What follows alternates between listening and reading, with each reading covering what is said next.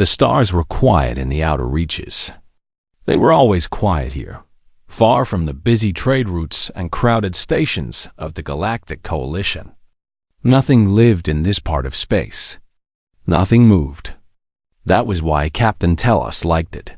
She stood at the front of her ship, the Star Weaver, and looked out at the endless black. Her 4 arms were folded behind her back.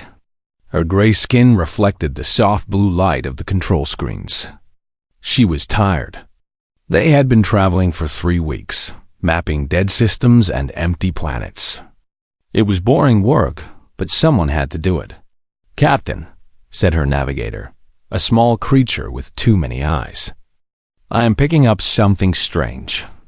Tellus turned slowly. "Strange how?" "There is an object ahead. Very large. It is not on any of our maps." This was unusual. The Coalition had mapped most of the galaxy over thousands of years. They knew where every planet was. They knew where every asteroid floated. Finding something new was rare. "Show me," Tellus said. The main screen flickered and changed. At first, Tellus saw nothing but stars.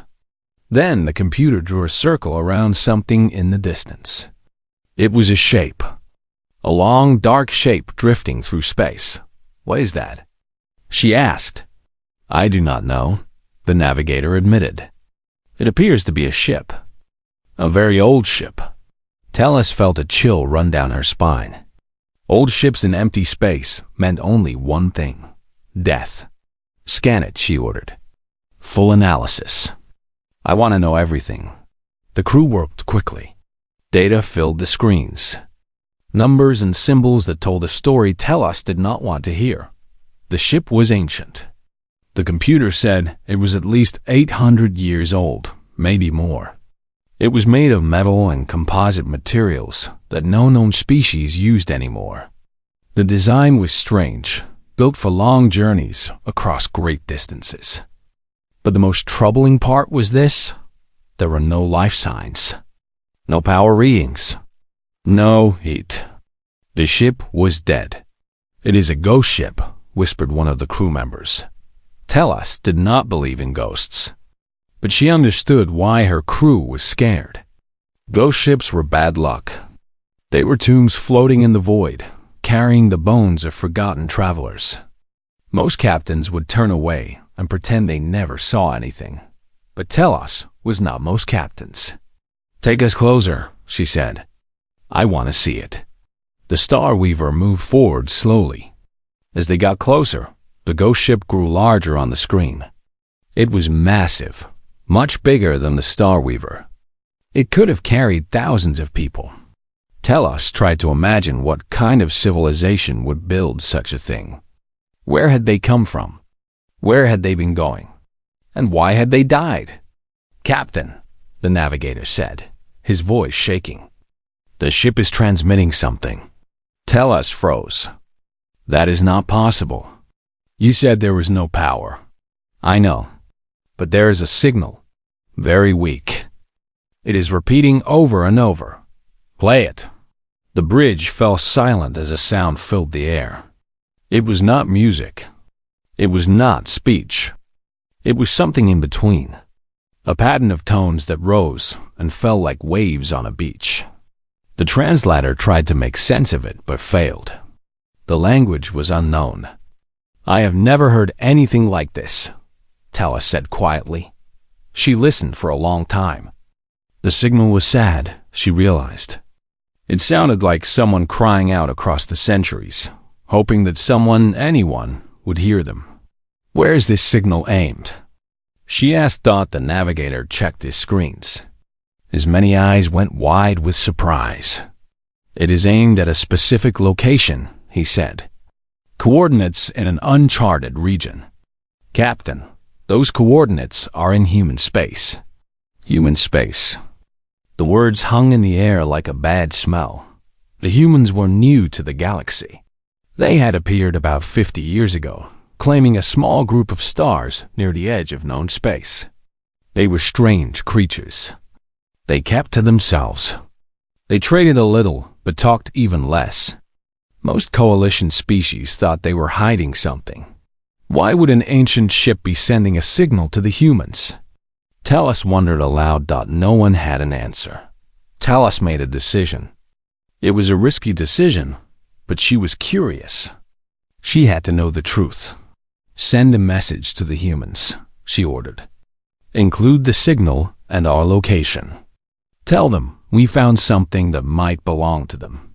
Her crew looked at her with shock. Contacting the humans directly was almost unheard of. But Tellus was the captain. Her word was law. The message was sent. Then they waited. 1 hour passed. Then 2. Tellus began to think the humans would ignore them, just as they ignored everyone else.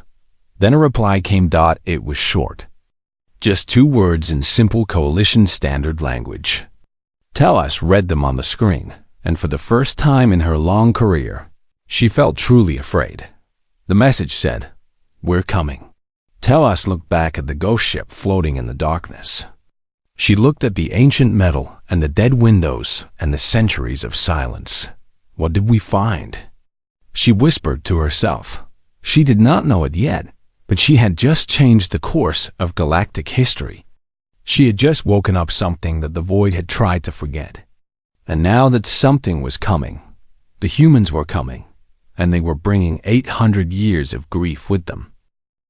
The message arrived on Earth at 7 in the morning. The sun was rising over Seoul, painting the sky in soft shades of pink and gold. It was a peaceful morning.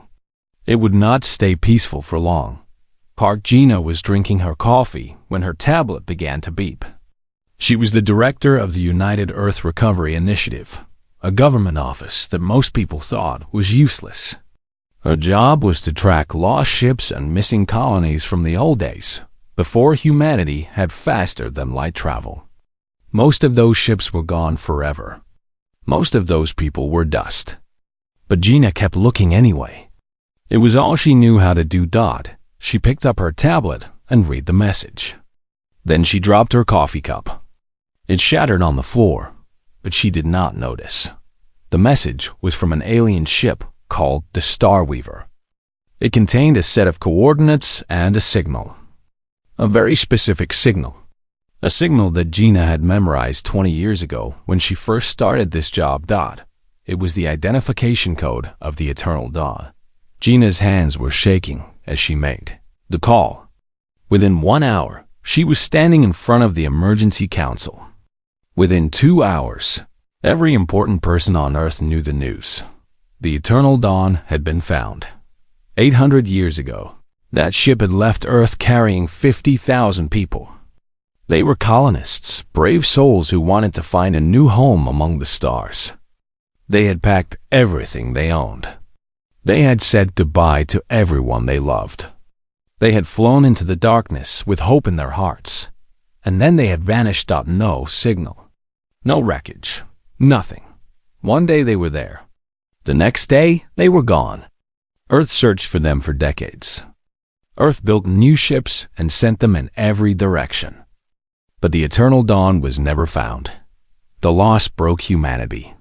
Wars started. Governments fell. For 200 years, Earth burned. Billions died. The survivors called it the long grief, but humanity did not die. Slowly, painfully, they rebuilt. They discovered new science. They built new ships.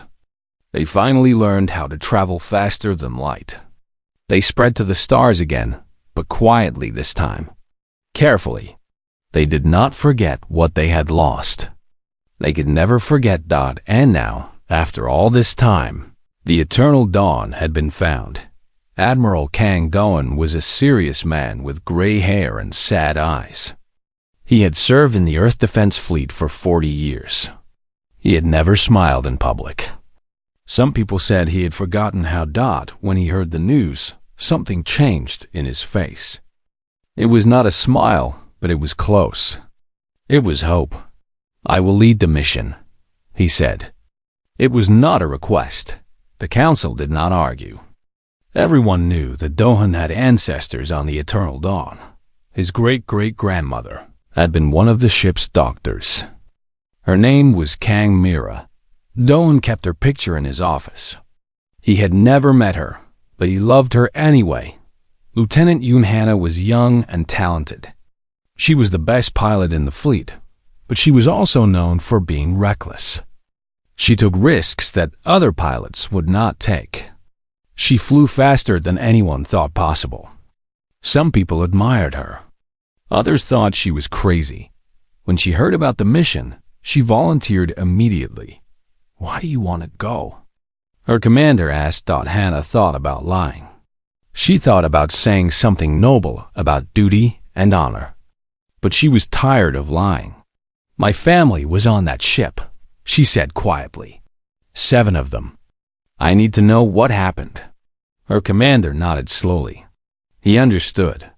Everyone understood. The fleet departed 2 days later. 12 ships carrying engineers, doctors, historians, and soldiers. They traveled faster than any ships had traveled before. They did not stop to rest. They did not stop to eat. They had waited 800 years for this moment. They would not wait any longer. Hana sat in her pilot's seat and watched the stars blur past her window. She thought about her family. She thought about the 7 names on the manifest of the eternal dawn. 2 parents. 2 grandparents. 3 children. The youngest was a boy named Yoon Tae-ho. He was only 6 years old when the ship left Earth. Hannah had a picture of him. It was old and faded, but she carried it everywhere. In the picture, Tae-ho was smiling. He was holding a toy spaceship in his hands. He had wanted to be a pilot when he grew up. He never got the chance. Hana wiped her eyes and focused on the controls. She had a job to do. She had a promise to keep Dot in another ship. Admiral Dohan stood alone in his quarters. He was looking at the picture of Kang Mira. She was young in the picture, younger than Dohan was now. She was smiling at something outside the frame. She looked happy. "I'm coming," Dohan whispered to the picture. "I'm sorry it took so long, but I'm coming." The fleet flew through the darkness like a group of shooting stars. They were carrying the weight of 800 years on their shoulders. They were carrying the hopes of billions of people who had never stopped wondering, never stopped grieving, never stopped waiting. They did not know what they would find, but they knew one thing for certain. They would bring their people home. No matter what. Captain Tellus had seen many things in her long life. She had seen stars being born and planets dying. She had seen wars and peace and everything in between. She thought nothing could surprise her anymore. She was wrong. The human fleet arrived 3 days after she sent her message. 12 ships dropped out of faster than light travel at exactly the same moment. They moved together like a school of fish, smooth and coordinated. Telos had to admit she was impressed. The humans knew how to fly. But what happened next surprised her more than anything. The human ships did not approach the ghost ship with weapons ready. They did not scan it or probe it or treat it like a mystery to be solved. Instead, they surrounded it. They formed a circle around the ancient vessel, and then they turned on their lights. Every ship lit up at once. Bright white lights, soft golden lights, lights of every color. They pointed their lights at the ghost ship and made it glow. For the first time in 800 years, the eternal dawn was not alone in the darkness. Then the music started. It came from the human ships, broadcast on open channels that anyone could hear. Telos listened with all 4 of her ears. The music was strange. It was slow and sad, but also beautiful. It sounded like crying, but it also sounded like hope. "What are they doing?" asked her navigator. "I do not know," Telos admitted, "but I want to watch." Small shuttles began to leave the human ships. They flew toward the ghost ship slowly, carefully, like children approaching a sleeping parent. The shuttles carried teams of humans. Telos expected to see soldiers and scientists. Instead, she saw families, old people and young people, men and women. Some of them were crying before they even reached the ship. The first team to enter the ghost ship was led by a tall man with gray hair. Telos learned later that his name was Kang Dawn. He was an admiral, the leader of the mission. But when he stepped onto the ghost ship, he did not act like a leader. He acted like a son coming home. "We found them," his voice crackled over the open channel. He sounded like he was crying. "We found them all." Telos did not understand. Found who? What was inside that ship? Over the next few hours, she learned the truth. The Eternal Dawn was not just a ghost ship. It was a tomb. A carefully preserved tomb that held 50,000 human bodies. The humans had died long ago, but they had not died badly. They had died peacefully, one by one, as their ship ran out of power. They had known they were going to die. And they had prepared. They had left messages, recordings, journals. They had written letters to people who had not been born yet. They had documented everything, every detail of their journey, every moment of their final days. They had aimed their frozen ship toward their home star and hoped that someday someone would come. It took 800 years. But their people came. Telos watched as the humans brought out body after body. Each one was wrapped in a white cloth. Each one was handled with extreme care. The humans spoke names aloud as they worked. Names that meant nothing to Telos, but clearly meant everything to them. "Why are they speaking names?" her navigator asked. "I think they are remembering," Telos said softly. The work continued for days. Telos kept her ship nearby, watching and recording everything. She saw things that confused her. She saw humans laughing, even while they cried. She saw strangers hugging each other like old friends. She saw young people holding pictures of dead people they had never met. She saw a young woman named Yoon Hannah find a section of the ship where her ancestors had died. The woman fell to her knees and touched the cold metal floor. She stayed there for a long time, not moving, not speaking. Then she played a recording that had been left behind. An old woman's voice filled the air. "If anyone ever hears this," the voice said, "tell them we were not afraid. Tell them we thought of home until the end. Tell them we loved them." Hannah played the recording 17 times. Telos counted. "They are not like other species," her navigator said. "Other species would have left the bodies. They would have taken what was useful and gone away." Telos nodded slowly. "Yes, the humans are different." "Different how?" Telos thought about the question for a long time. She thought about the lights and the music and the names spoken aloud. She thought about the tears and the laughter and the love that seemed to flow from one human to another like water. "They remember," she finally said. "Other species forget.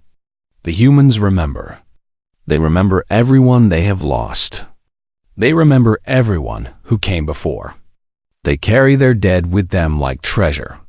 Our navigator made a confused sound. "That seems very heavy." "Yes," Telos agreed. "It is heavy. But they carry it anyway.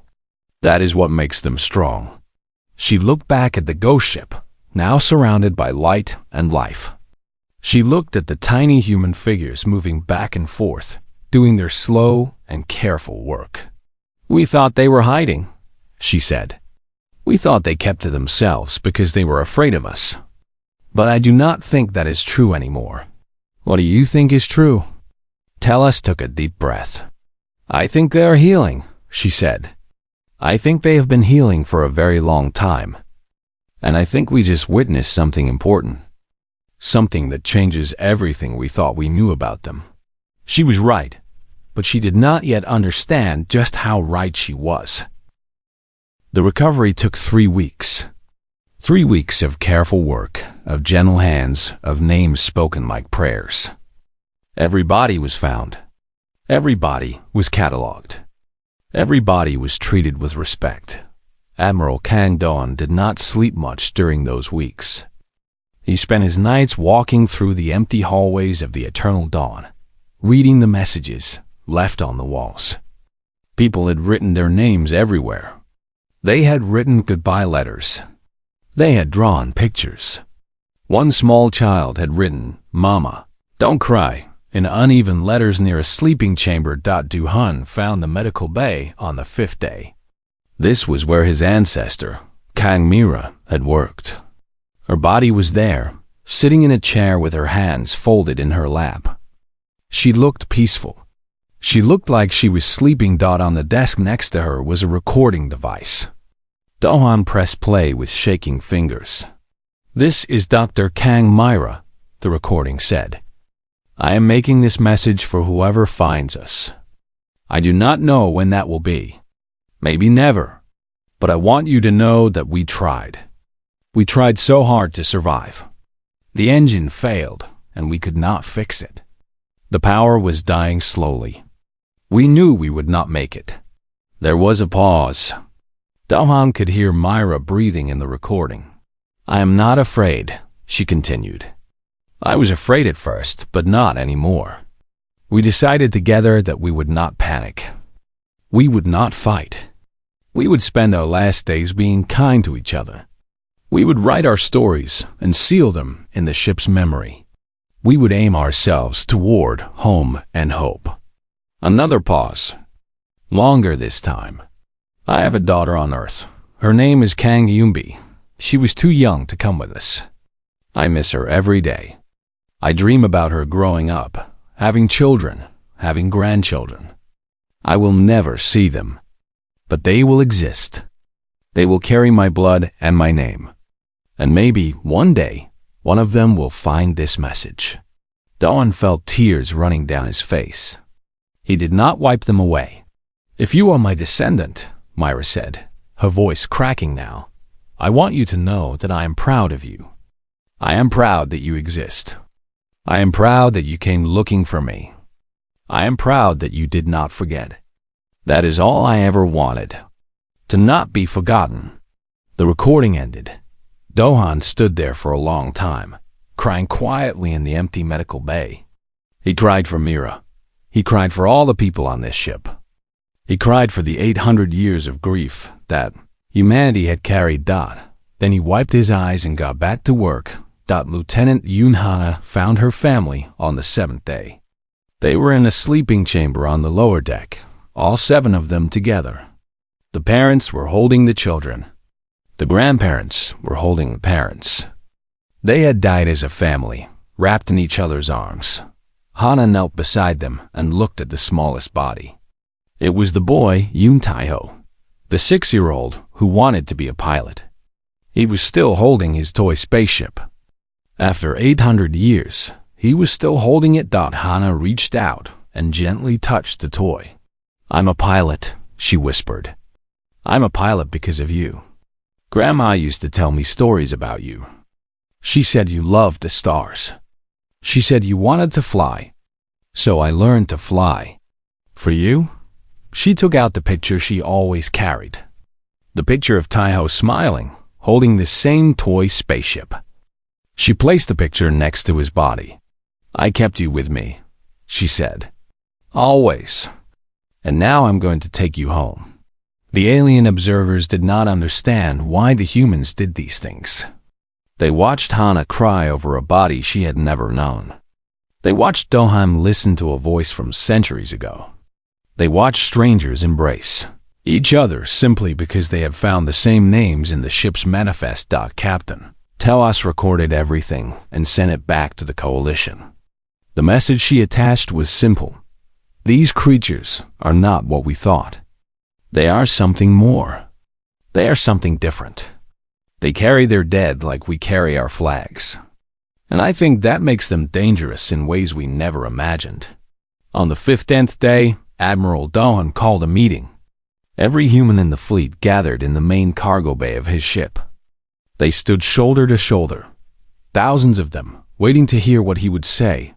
Du-Han looked at their faces. He saw grief. He saw exhaustion. But he also saw something else. He saw pride. 800 years ago, he began, we sent our best into the dark. They did not reach their destination. They did not build a new colony. They did not change the galaxy. But they did something more important. They left us their names. They left us their stories. They left us the truth about who we are. He paused and looked at the eternal dawn through the cargo bay window. We are the species that remembers, he said. We are the species that comes back. We are the species that does not leave our people behind, no matter how long it takes, no matter how far we have to go. That is our gift. That is our curse. And I would not trade it for anything in the universe. The crowd was silent for a moment. Then someone started to clap. Then another. Then another. Soon, the whole cargo bay was filled with applause and cheers and tears. Humans who had never met before hugged each other like family. Because in that moment, they were family. They had always been family. They were humanity. And they never forgot. The journey home took 3 months. The eternal dawn could not travel fast, so the fleet moved slowly, towing the ancient ship like a precious child. No one complained about the delay. After 800 years, what was 3 more months? During the journey, the humans did something that surprised Captain Telos once again. They invited her aboard. She had been watching from a distance the whole time. She had recorded everything but understood little. When the invitation came, she accepted immediately. She wanted to know more. She needed to know more. Admiral Doan met her at the airlock. His face was tired but calm. He shook her hand with one of his 2 hands. Humans only had 2 hands, Telos remembered. How strange. Thank you for finding them, Doan said. We have been looking for 800 years. You succeeded where we failed. Telos did not know what to say. I did not do anything special. I just saw a ship and sent a message. Doan smiled. It was a small smile, but it was real. Sometimes that is all it takes. One person sees something. One person decides to tell someone else. And history changes. He took her on a tour of the fleet. He showed her the white bundles that held the bodies. He showed her the recordings and the journals and the letters. He introduced her to people who had lost ancestors on the eternal dawn, and people who had no connection at all, but had volunteered anyway. Why did these people come? Telos asked, pointing at the volunteers. They have no family on the ship. They are human, Doan said simply. That is enough. Telos thought about this for a long time. When the fleet finally reached Earth space, they found a welcome that no one expected. Thousands of ships were waiting for them. Civilian ships, military ships, old ships, new ships. Ships from every corner of human space. They filled the darkness like stars. And below them, on every planet and moon and station, billions of humans were watching. They had stayed awake all night. They had gathered in parks and squares and rooftops. They had pointed their lights at the sky and waited. The eternal dawn was brought into Earth orbit. For the first time in 800 years, the ship saw the planet it had left behind. The planet that had never stopped waiting. The planet that had never stopped hoping. Director Park Gina stood at the memorial site. It was built on the exact spot where the eternal dawn had launched all those centuries ago. The ground was covered with flowers. The air was filled with quiet music. 50,000 names were carved into black stone walls that stretched in every direction. The ceremony took 12 hours. Each body was brought down one at a time. Each name was read aloud. Each family that could be found was given their ancestors' belongings. Each person who had no family was buried in the memorial garden. Surrounded by flowers and love. Yunhana carried the body of young Taiho herself.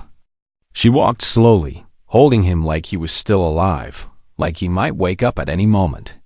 She placed him in the ground next to his family. She put the toy spaceship in his hands. "You're home," she whispered. "You're finally home." Admiral Doan buried Kan Mira at sunset.